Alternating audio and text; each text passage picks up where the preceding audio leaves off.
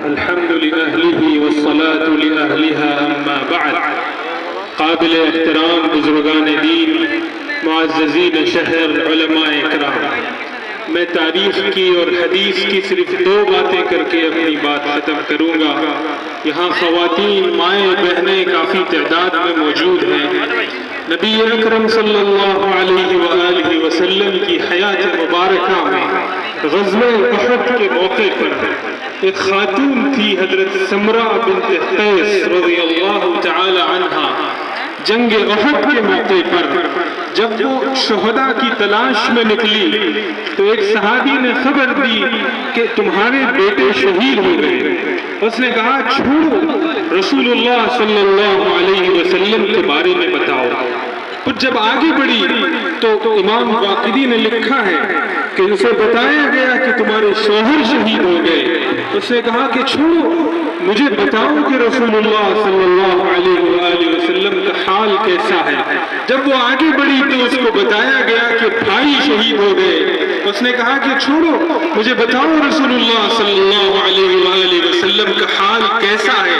جب وہ آگے بڑھی اس نے نبی اکرم صلی اللہ علیہ وسلم کے چہرے مبارک کو دمکتا دیکھا تو اس نے کہا کل مصیبت بعدک جلل یا رسول اللہ. اللہ کے نبی، آپ کے بعد میری ہر مصیبت ہلکی اور آسان ہے. ان اداروں سے اور علماء سے محبت انسان کو ایمان کا وہ مقام عطا کرتی ہے کہ دنیا کا ہر چیلنج، ہر مصیبت اور ہر مشکل انسان کو ہلکی نظر آتی ہے. مصر کے بادشاہ نے اپنے وزیر اعظم کو حکم دیا تھا، نظام الملک توسی کو، کہ مدرسہ قائم کرو اور دن رات بچوں کو حفظ کی تعلیم پر لگاؤ. تو اس کے وزیر نے کہا تھا کہ اگر اتنا پیسہ فوج پر خرچ کیا جائے تو مشکل وقت میں فوج ہمارے ملک کے دفاع اور ڈیفنس کے لیے کام آ سکتی ہے. تو اس وقت نظام الملک توسی نے کہا تھا کہ دشمن کے ہتھیار اور تیر چلیں گے تو 1 سیکنڈ میں یہ فوج ہار جائے گی، لیکن ان اداروں میں حفظ کرنے والے اور پڑھنے والوں کی دعائیں آسمان سے اس ملک کی تقدیر کو بدل دیں گے.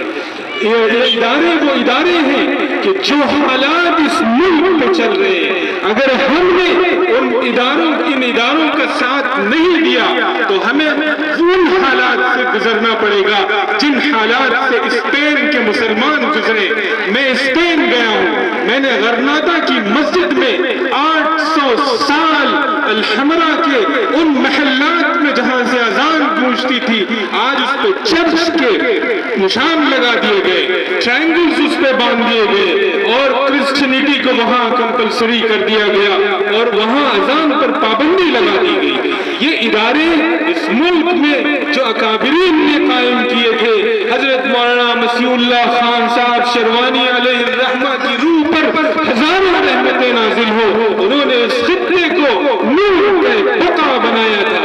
ہم سب کی ذمہ داری ہے کہ اس ادارے کا ہر طرح سے تعاون کریں اور ماؤں کی ذمہ داری ہے. جس طرح بنت قیس نے کہا تھا کہ یا رسول اللہ، آپ کے بعد اگر مصیبت ہلکی ہے، ہر گھر کا ہر فرد یہ عزم کرے کہ گھر میں کم از کم 1 بچہ ادارے سے وابستہ ہو، ہمارا مالی تعاون ان اداروں سے وابستہ ہو. ان اداروں کے ساتھ، چلانے والوں کے ساتھ خیر خواہی اور محبت کا سلوک ہو.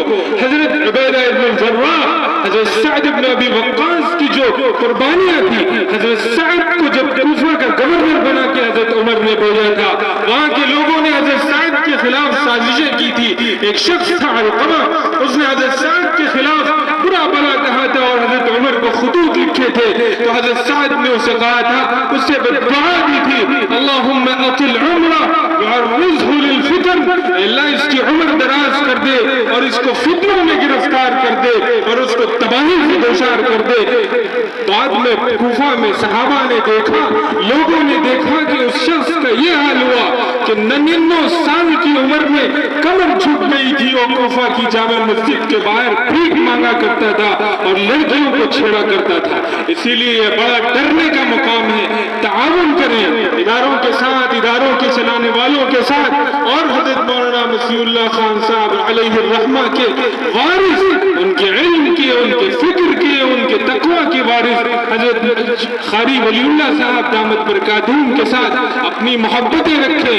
ان کے خلاف کبھی سازشوں میں شریک نہ ہو، اور جو لوگ سازشیں کرتے ہیں ان کا بائیکاٹ کریں اور اداروں کا تعاون کریں. بس یہی پیغام ہے. اللہ تعالیٰ ہمارے اس آمد کو قبول فرمائے، ہماری اس آمد کو قبول فرمائے، اور ہم سب کی مغفرت اور رحمت کا فیصلہ فرمائے.